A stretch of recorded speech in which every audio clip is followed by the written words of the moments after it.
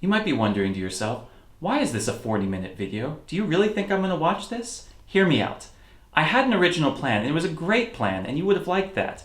It was going to be 2 4-minute videos, one about my vocation story, one about the formation process. And it was great. I got together with Rob, we filmed it, and it wasn't. It was really, really boring. And we couldn't stand watching it. I wasn't going to post that. But what we realized was when we were talking in between each take, our conversations were actually much more interesting than the takes themselves. So that's just what we decided to do. Let's just roll film and have him ask me questions off the top of his head. He didn't tell me what he was going to ask me. I had no idea what we were really going to say. Just let it go. So that's why it's so long. 40 minutes. It's unscripted, uncut, unedited. I hope you enjoy it. Brother Casey. Yeah. Okay. You've written about your vocation story on your blog for years. I've read your story. Obviously, I'm a fan. I love your story. Yeah. But just to be honest, your story doesn't have big drama. You know, there's not some big conversion that happened. Telemundo's not picking it up. Well, yeah, right. You're right. There's not going to be a biopic on your vocation story. But your path is pretty smooth, and I don't get how that led to where you are right now. Well, I mean, it doesn't have to be crazy. That's kind of the hard part, that we always think of conversion as the crazy moment where everything changed. But I mean, it's not always like that. I've had many conversions throughout my life, that there were times that I saw that I wasn't killing people or doing all like crazy things. You know, I was a pretty good kid in high school, but there were parts of me that I knew I had to change. The being so selfish and individualism, and I mean, it may not seem much to you, but I had to overcome a lot of personal things, and it really like anyone. Yeah, like anyone. Like anyone. But I don't have drug addictions. I don't have these crazy. And then I turned and I found Christ.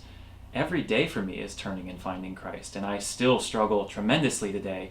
If you knew all the things that I go through, you wouldn't write a movie about it. But that's the Christian way. Does that help? Yeah, but why in 2015? Well, I mean, I think that's a different question. I mean, I think for me, being a Franciscan it's a radical way of living that shows my dissatisfaction sometimes with the culture. That I look out and I see focus on self, I see consumerism, I see the baselessness of some of the things we do, and I say I want to stand outside of that.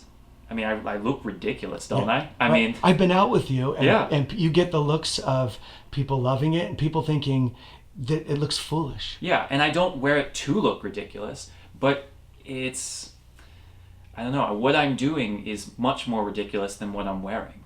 I'm saying I don't want money. I don't want sex. I don't want power.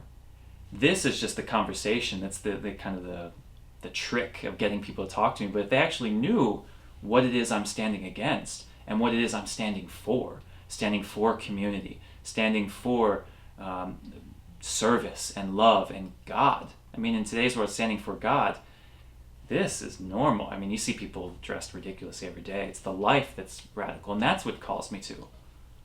But a lot of people think the church is behind the times. Mm-hmm. And, that your habit, it's archaic. It's archaic. Yeah. And it's like, do we really need friars anymore? Mm. And there are some in the church that rightly so say maybe we know a new way. There are intentional communities popping up. Maybe that's the way of the future, and it might be. And maybe I'm called to be the one turning off the lights when everyone's gone. But I don't think so, because I think there's something that we can really offer. I mean, going to a Franciscan parish, there's something about having a priest that is different than having an intentional worker. That's not to say better or worse. But we have a particular charism, we have a particular duty in this world, in our church, and we can do it with a particular charism that we don't always find. But as I looked at your vocation story, like your story really should have led to marriage and family. Mm. And why couldn't you have had the best of both worlds and been married and been a deacon? Because a lot of what you're talking about is just being a great Christian and truly living the gospel. Why couldn't you have had the best of both worlds? Well, in some ways it'd be the best of both worlds, but in other ways it wouldn't really be the best of either. And I don't want to put down deacons all, because I think it's a wonderful vocation. But for me, I wanted community. I wanted the freedom from that dependency of marriage. I don't know, that's not a really great answer. I'm thinking I would love to be married. That's probably why I'm stumbling. Yeah, right. I mean, marriage is a wonderful vocation, and there are times that I think, why didn't I? So you're not becoming a friar because you don't want to get married? No, I would love to be married. But other times I say, I don't really want to be married. But all the time I say, I love being a friar. And that's the thing. I don't know. They're both good vocations, but I feel much more at home being a Franciscan. You talk a lot about how much you love being a friar, how awesome it is to be a friar, how you love being a Franciscan. Did you ever consider just being what many would call a regular priest, a diocesan priest? I didn't, and that's not to put down regular priests, and I didn't really think about that whole much. I think part of it was just I met the Franciscans, and my discernment was, do I want to be a Franciscan or do I want to be married? It wasn't, I want to be religious and I want to decide which one. I think it was kind of if these guys aren't right for me, then no one is. It may not have been the best discernment, but I think that's what we all do. Think about when we meet people, like when you met your wife. You met her. You didn't look at every woman in the whole world. Right. I just met this one, and I felt called to it, and I said yes. So I didn't look any further. So all this is positive. Yeah. I'm curious about, because you know how it is when you have friends. There were people that were skeptical. Uh-huh. There were people that didn't believe. The readings recently about the prophet not accepted in his own. Yeah. Tell me about the skeptical friends. Were there those? Were there those people that were like, what? Not really. I mean, I did have one person I met. We spent a summer together at St. Francis Inn, and she said, don't you want to experience the world for a while? Like, do you think you're really ready? Like, go have fun first and then join. Right. And wouldn't that make you a better friar? In some ways, maybe. But my response to her then and the same now is, I'm going to see more of the world as a friar than I am out there. I've traveled more. I've been to more workshops. I know more about myself. I know more about others.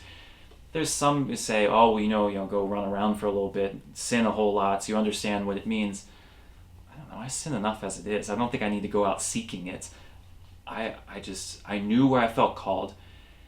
And the thing is, how can you turn from that once you feel that? Okay, you could say, I could shelve it. I'll think about it later. I had to try it right now. But what about those friends? Were there any? Do you have any stories or anything that was said to you, or anybody that had a raised eyebrow with you? Like, come on. I did have one person said, "I thought you liked girls too much. You sure you can handle this?" And I actually had an ex-girlfriend. It's a pretty big one. Yeah. I had an ex-girlfriend tell me she never thought I'd be able to do this, that I liked girls too much and I had to have a woman. I was always dating someone, one after another. And for she the record, laughed at me. I couldn't. I'm with my wife. I couldn't do it. She laughed at me and said, you won't be able to do that. So, were outliers. Most of my friends had no idea what I was doing, but they said, oh, that's awesome.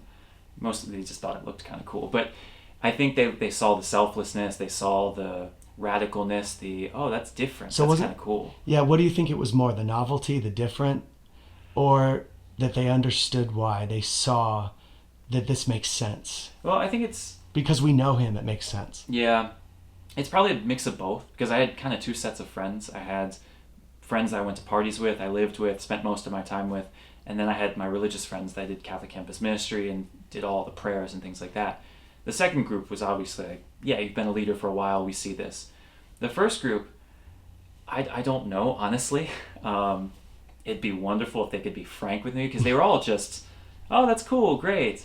They saw me as a good person. I know a few of them said, because I was always the one at parties or always the one when lots of people were around to keep the peace. I broke up more than a few fights, not just physical, but verbal, and just, I knew how to disarm people. And so some people recognize that you're kind of level-headed. You're kind of the people we need to be running the world and caring for people's lives. So they would recognize that, but most of my friends weren't really religious to understand why it's not crazy, if that makes sense. It's radical, but not crazy. Right. And they saw the need, and that you could fill that need. Yeah. They knew poor people need to be fed. They don't know why I'm doing it, that it's from a love of God to do it. So transitioning to family. Okay. So yesterday, a young lady told me, if I became a nun, my mother would die. Ooh. And you hear those stories of my mother wants to have grandkids. Mm-hmm. How did your mom and dad respond to this? Because the support is important, but also the expectations, their dreams, to take that away from them, of having grandkids, of being with your wife. Well, my dad had a friend when I was born, and he said, "Your son's going to play baseball, right?" And my dad's response was, "Well, if he wants to." And my dad's big in baseball. He's played his whole life. He's always been a coach. And that was shocking to him. But that sort of attitude has always been in my family. If you want to do it, we'll support you, as long as you do it to the best of your ability. They don't like kind of flipping around, all that kind of stuff. But I always knew from the littlest I ever was that my parents would support me. And so I knew this explicitly with the friars when a friar came up to me and he put his cord next to me and he's publicly shaming me somewhat in front of my friends, saying, "Hey, don't you think Casey would look great with a habit on? Don't you think he should be a brother?" And I was embarrassed and I was angry at him. And so I called my mom at the end of the day and I said, "Can you believe what he did to me? This is ridiculous. He called me a friar." I laughed. Like, "Can you believe that?" How dare he? Yeah. And she said very soberly, yeah, I could see you as a friar. I was like, "Mom, don't encourage this crazy man. I don't want to do this. Come on, seriously." It's like, "You have always been good at what you've done. If you put your mind to it, you're a caring person. Yeah, why not? Why wouldn't you think that?" And I don't know. I just never thought of it that way. Not that my parents didn't even push me to things, but to hear that encouragement was kind of a big deal. I still laughed at her and I told her not to say that again. But a year later, when I was taking it seriously, I thought back to that and I knew I had no worries. Whereas I've had other friends really struggle with that. Parents say, we won't want you to do this. This is not okay. It's an odd situation. It happens a lot, though. The question that I've had is, you're a stand-up guy, and you come from a good family. I'm a good actor. Good, but you have a good foundation, and so there's that part in me that says, why couldn't you go into the world? Why couldn't you have been in business or been in some industry? Be a secular Franciscan. Yeah. Thank you for the plug. But why go into the church when we really need that out in the world? Well, I think we need a lot of people in the church too. I mean, the obvious thing is just the priests, low number of priests, but religious too. We need people within the church evangelizing outside. We need people, like you say, going out into the workplace. But we need good people in the church. I don't mean this against anyone in particular, but we need better preachers. We need better confessors. We need better men and women administering the church, thinking creatively. That sometimes it really... Better religious education. For sure, and that's where one of the places I feel really called.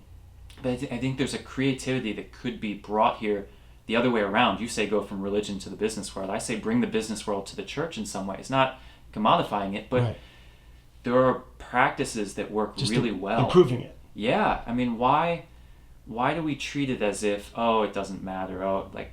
If you acted the way we did in the church, in the business world, you'd be fired, or your business would go bankrupt.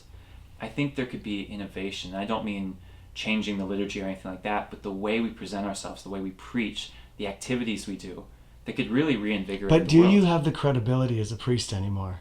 Because with the recent scandal and the scandals, people do not look at priests the way they did in the 50s. And in fact, every time there are people out there that every time they see a priest, they think bad things immediately. Yeah. So do you even have the credibility to do the things that you're doing in this day and age? That's a tough one. I would say my first response is that, I've never known a time without that. So that wasn't a huge influence for me because I grew up in it. Never known a time of what? Without the sex abuse scandal.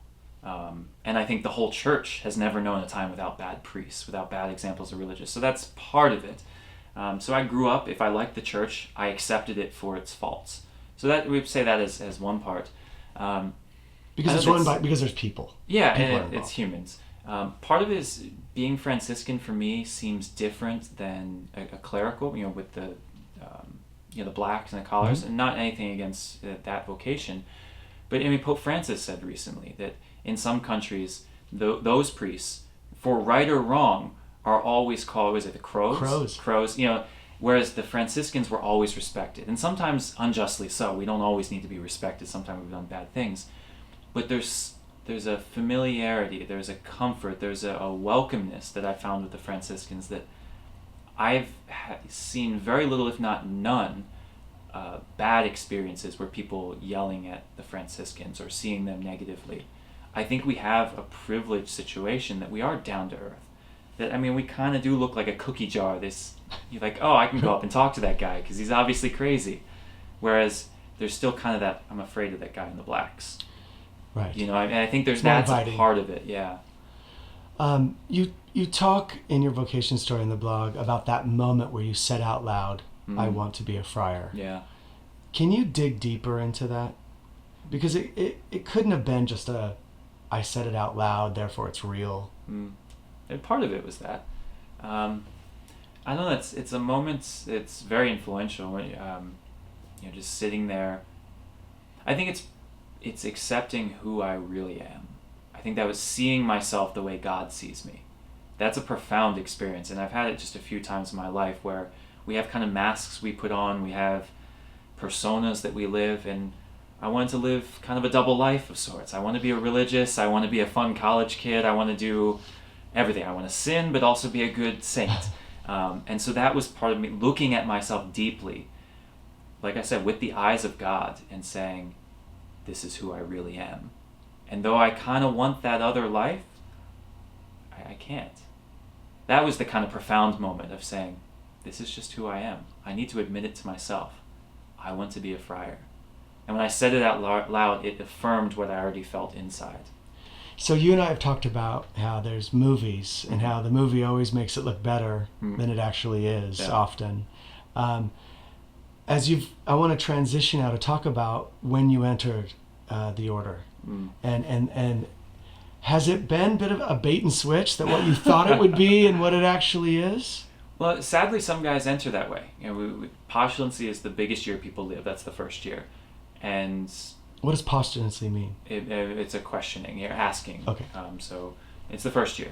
And so guys have this image. Maybe they've seen Brother, Sun, Sister, Moon, or maybe they've read a prayer card or something, and they've met one or two friars. And then they realize, well, it's not like those one or two friars, not like that image. For me, though, it's a little different, because before I entered, I had been to 7 different friaries. I'd met over 50 friars.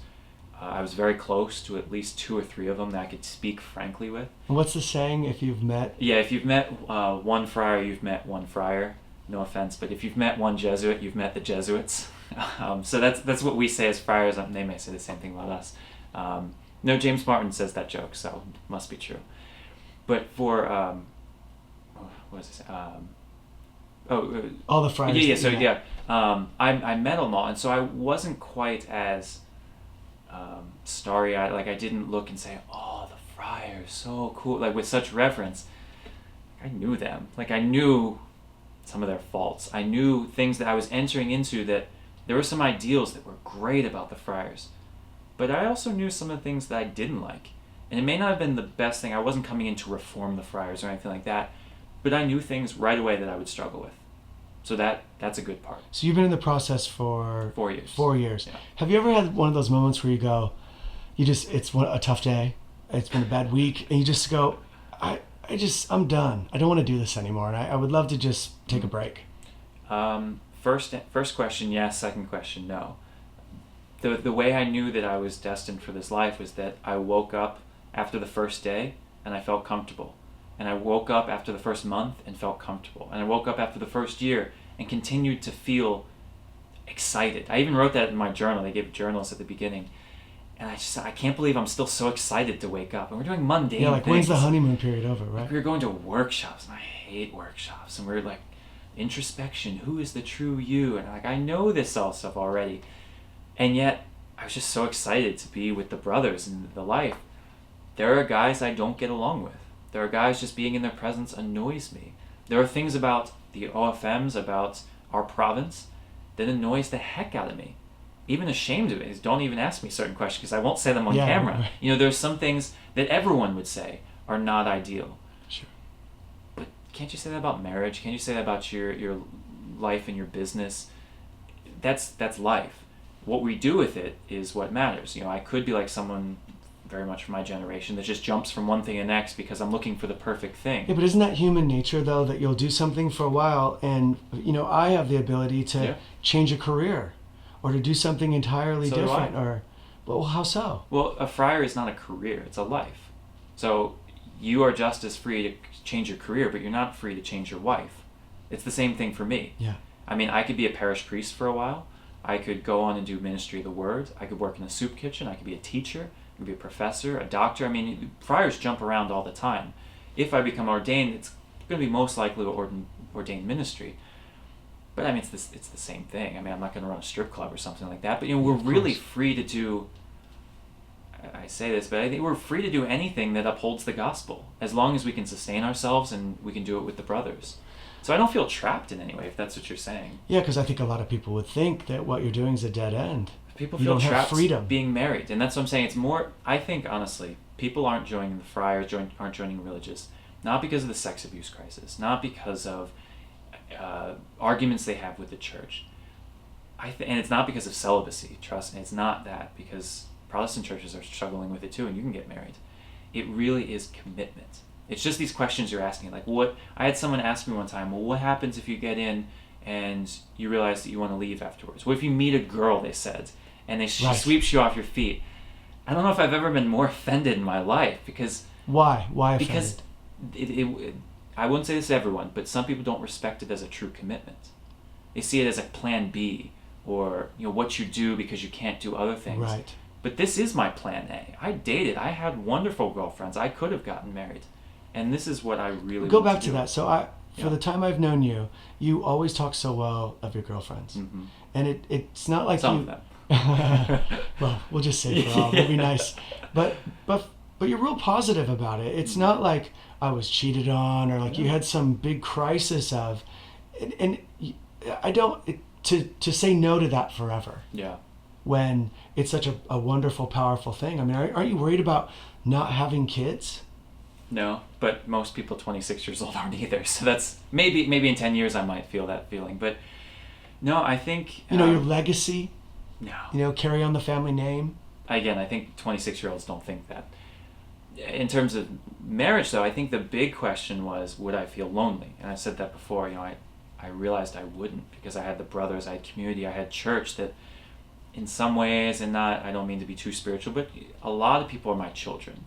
We are, the poor are our children. We're supposed to take care of that. So that's kind of our legacy living on. Over spiritualizing, I get that. But, I want you to go back to the... I just kind of lost where we were. No, that's because it's dinner time. Yeah. But we're talking about... yeah, keep on. Yeah, about marriage. But I want to move on, actually, because I want to ask you a question. You're very enthusiastic. No. About being a friar. Uh-huh.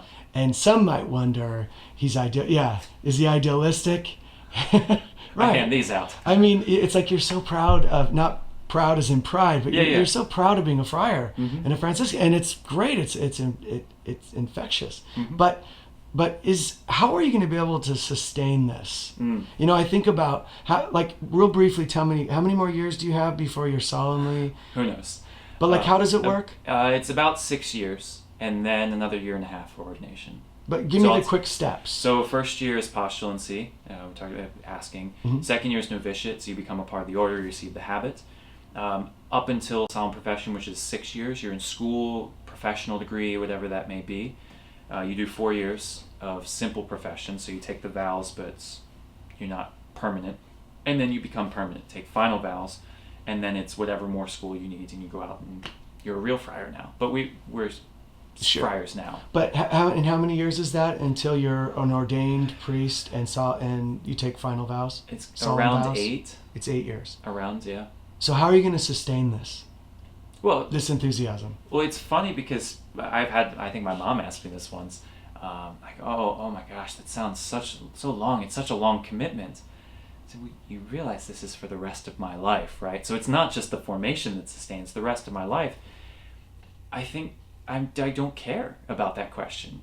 I'm not thinking about 20 years from now. I'm thinking about, I'm excited right now, and I can't wait to show everyone right now. Maybe I will be, maybe I won't be tomorrow, but I think with a life of prayer, a life in fraternity, understanding that God loves me. I think that's one of the great things someone said about Francis, was Francis never quite fully got over the fact that God loved him. I mean, think about that. God loves you. I will never fully understand what that means. And so each day is a learning just a little bit more. So that's the source of your Yeah, enthusiasm. It's not actually being a friar. As long as I hold on to that, then I will be excited.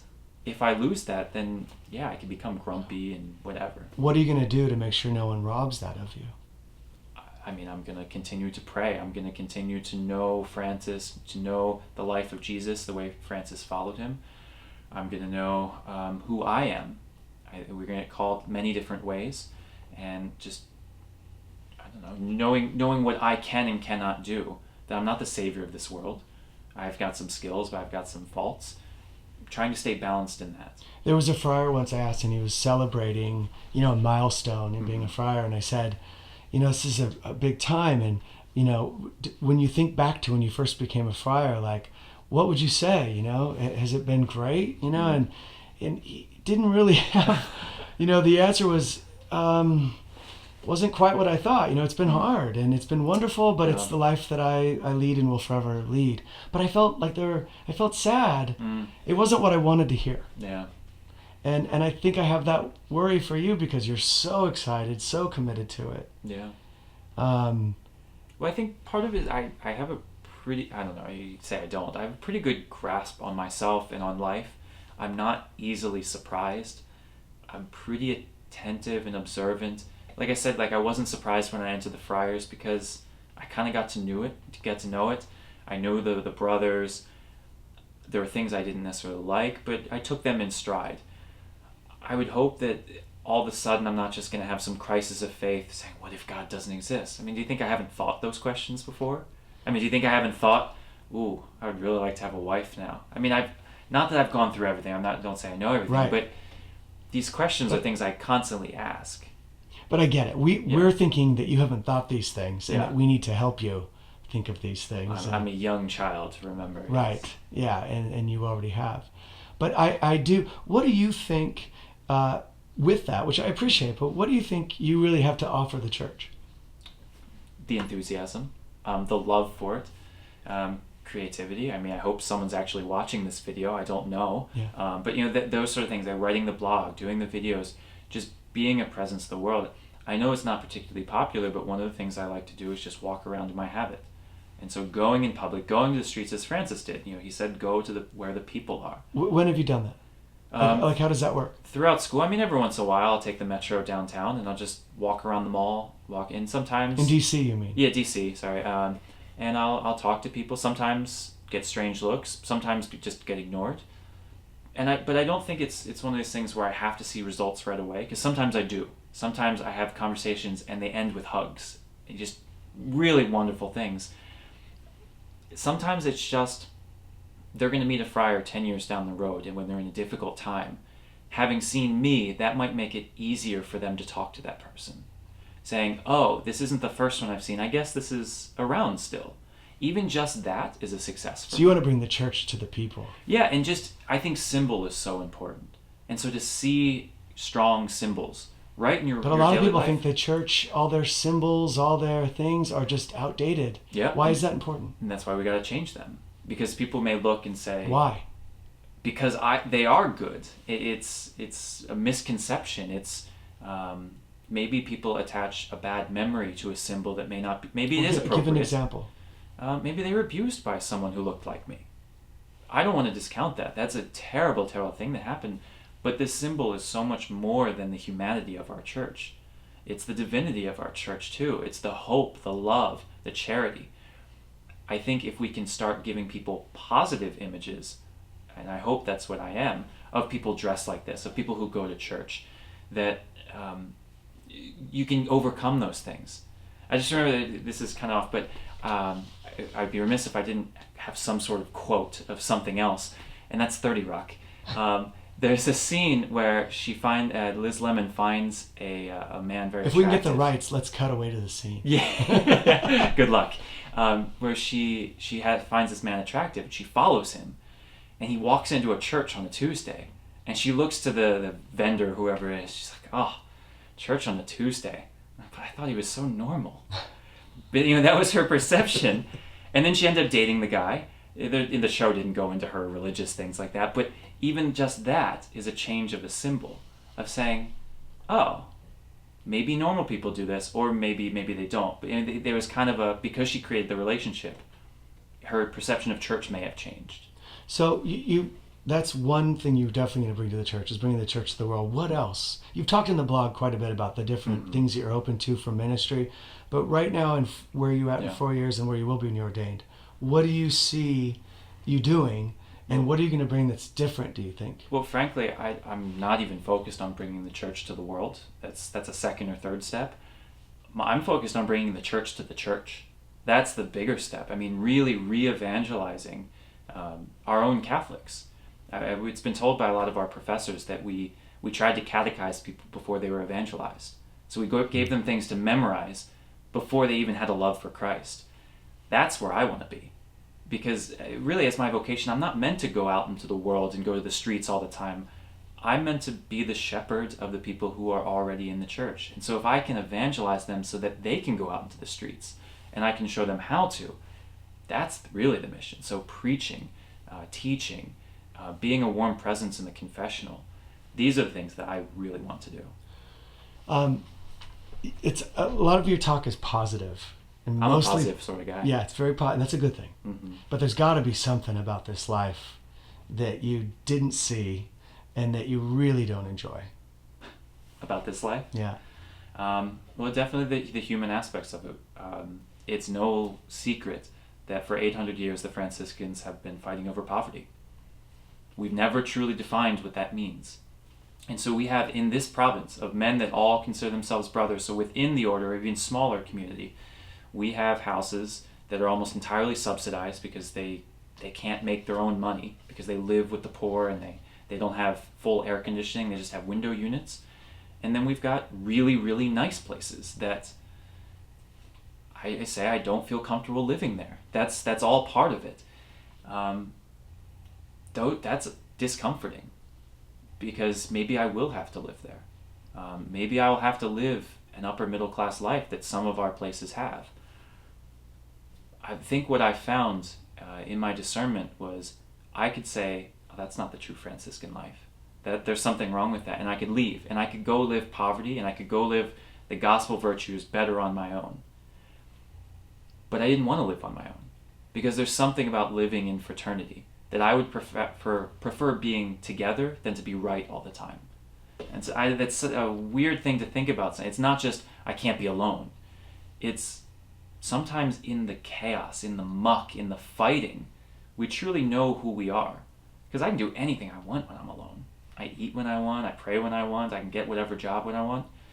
But if I have to say, oh, you actually prefer this, and that's not my preference, and we have to talk about this, there's actually some growth that can happen there. And it's annoying as heck. But that's really where our charism is. And that's what we bring to the world. Because in the world you can do whatever you want. And we're challenging that. That hyper-individualism. We say, no, we're a church. We're a community. We're a world that has to work together. What would you say to the person, a lot of people, they feel a call toward religious life. Yeah. But they have other things that they're thinking about, and they can't seem to quite get over. Can you give me an example? The hump. Well, people that will say, I feel a call to this, but I'm just confused, and they're waiting for that moment when you said out loud, I want to be a Franciscan. They can't quite get to that last place. What would you say to that person who's following your blog and the videos, and has this call and this discernment, but they can't quite get over the hump? Well, I'd say my case is somewhat abnormal. I don't want to say it's completely I'm a normal guy. But, I mean, that day... No, you are a little abnormal. But. Thank you. So on that day, I could have taken solemn vows. I didn't know much about the friars, but there was a commitment that has not wavered. I knew that I wanted to be a friar that day as much as I knew today. That's not normal. I know that's not normal. A lot of guys come into the order still discerning. And so that's the interesting part, that postulancy, you're not a friar yet. You're discerning still. You are asking. You're postulating. That's what it means. So my advice would be, well, just try it. You're never going to know until you actually do it. So you're encouraging people to do one of the discernment retreats. I'm saying even farther. I mean, yeah, if you do the discernment retreat, I think that's a basic step. But even if you're not sure, you've got a strong feeling, but maybe you were where I was, where you could really get married or you could really become a friar. Well, you can't practice getting married. You can date and you got that, Yeah, but you can kind of practice being a friar. You do a year where you live with the friars, you eat with the friars, pray with the friars, get our life, get to know us, form relationships. And some guys come and they say, well, this isn't for me. People leave and they say, this was one of the best years of my life, but it's not for me. And other people would say, I was kind of on the fence, but this is exactly where I have to be. I don't think there's shame in that, of saying, I'm just going to try it, and maybe it's not for me. So you think there's a misconception that people think, I have to have the final answer you before... You don't have to be done. No. Even when we take simple vows, so I've been in for 4 years, I'll do it again next year. We take vows for 1 year periods. We're told to discern. Do an evaluation. Say, do I still feel called to this? I'm not done discerning. None of our guys are done discerning until you hit solemn vows. So you got 6 years? I mean, that's freedom, really. Have you ever, in this whole period, you said that you knew and you could have taken solemn vows the minute, but have you ever had a second of regret? No. Have you ever thought, I could get out of this? Or that's a red flag, or I'm concerned about that thing being a problem in my vocation? There are so many temptations to lead me away, things that I would really love that I don't have in the friars. But when I think about them, they just seem so short-lived. Not that marriage is short-lived, but there's something that I would begin to yearn about this life.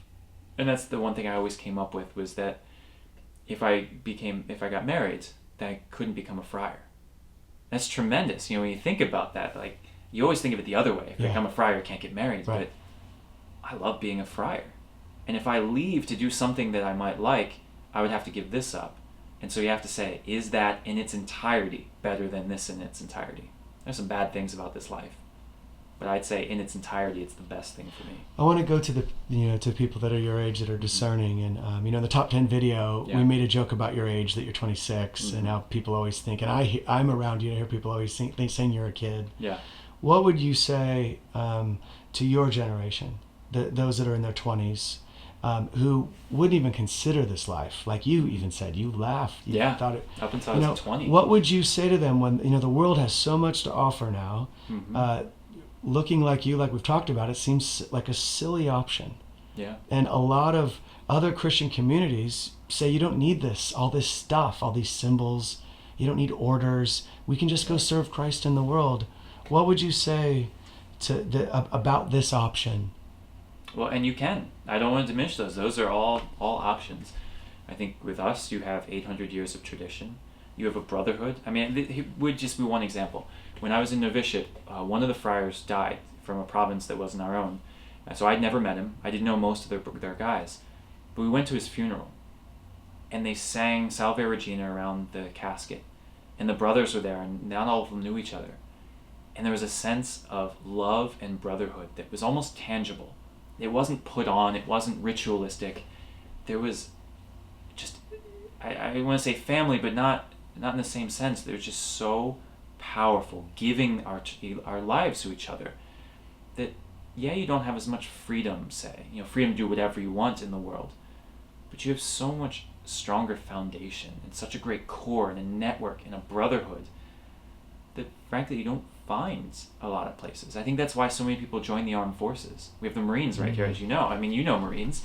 They're a brotherhood. They respect each other. They may not like each other, but there's a sense that they're in something bigger than themselves. Yeah. I think it's the same thing. Yeah, because I noticed a connection with Marines. I was reading a quote, and they were talking about how everything, that it's their fellow Marines, that they come first. Yeah. And beyond themselves. And it was funny because as I read it, it reminds me a lot of friars, how religious think in terms of their brotherhood. Did you ever see the Marine commercial? I kind of stole it for a blog post a little while ago. They said the world is filled with chaos, and when chaos strikes, which way will you run? And they have the Marines running into the chaos and everyone fleeing from it. That self-sacrificial, we're doing this for others, we're doing it as a brotherhood, and they were running the way that no one else was. That's how I feel as a Franciscan. Yeah. I mean, when you we just had a call today, someone died. Like, no one wants to deal with that. But we were the first ones there, comforting the family, being with them in such a terrible, terrible time of their lives.